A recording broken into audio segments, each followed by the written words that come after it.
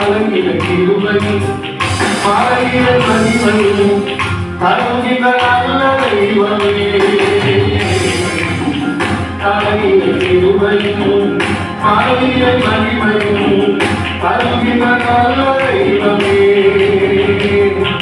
மறந்தாலும் அர்த்தமில்லையே, அதை எழுத்தாலும் எழுப்பதில்லையே.